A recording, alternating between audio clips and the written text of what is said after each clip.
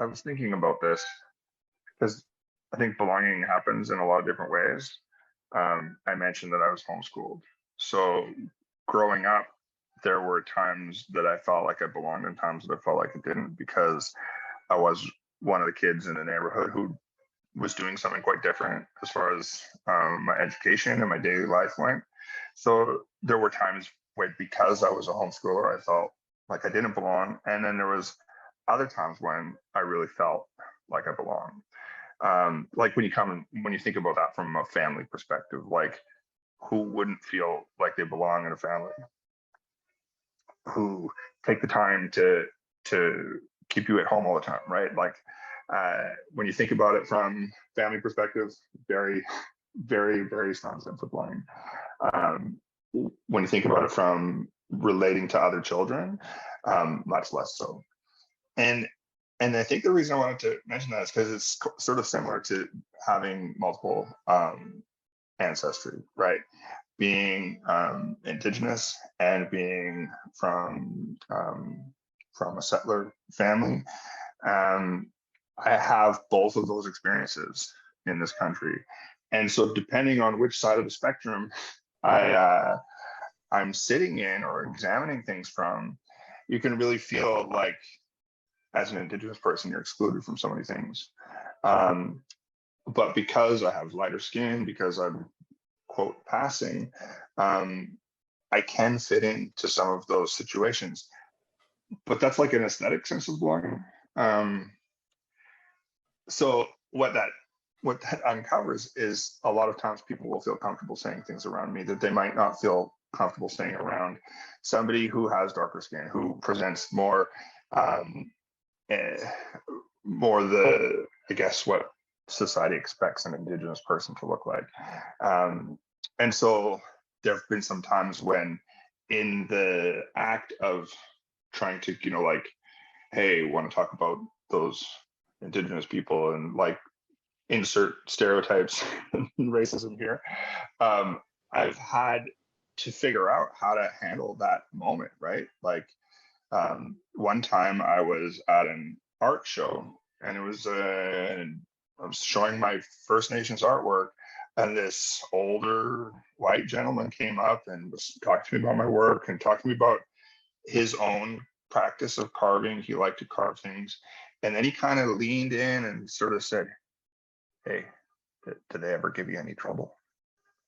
And I at first didn't know he meant, and I was like, excuse me? Like, he's like, the Indians, did they ever give you any trouble for making their work? And I was like, this is my father right here.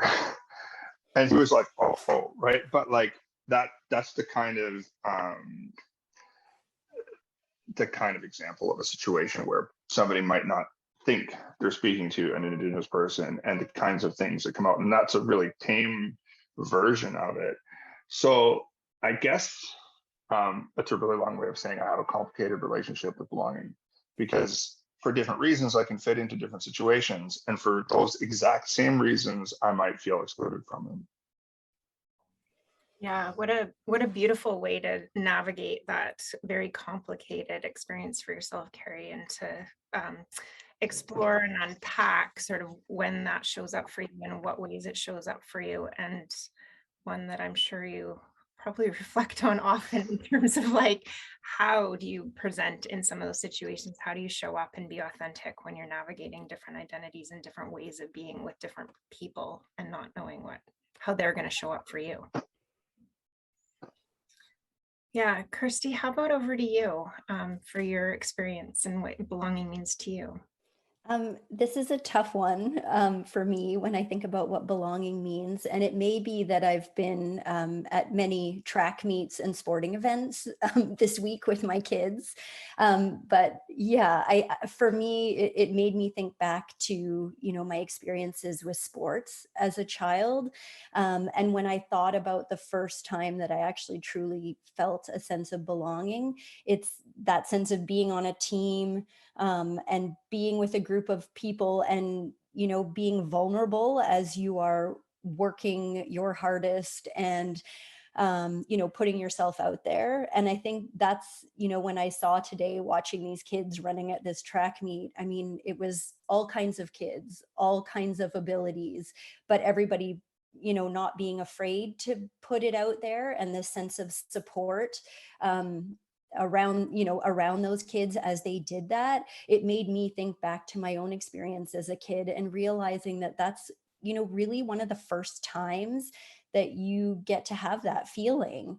And maybe it doesn't last, all the way through your schooling, but in those early days, that's, I think for me, yeah, it's a really interesting question to think about. But I've been thinking a lot about that today, and that sense of community and feeling of belonging. So I think that's what it means to me.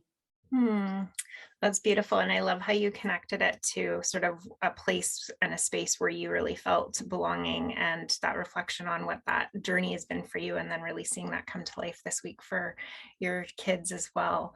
I'm going to stay on you, Kirstie, and thinking about, like, is there another example you want to share about a time you belonged, or a time maybe when you didn't feel like you belonged?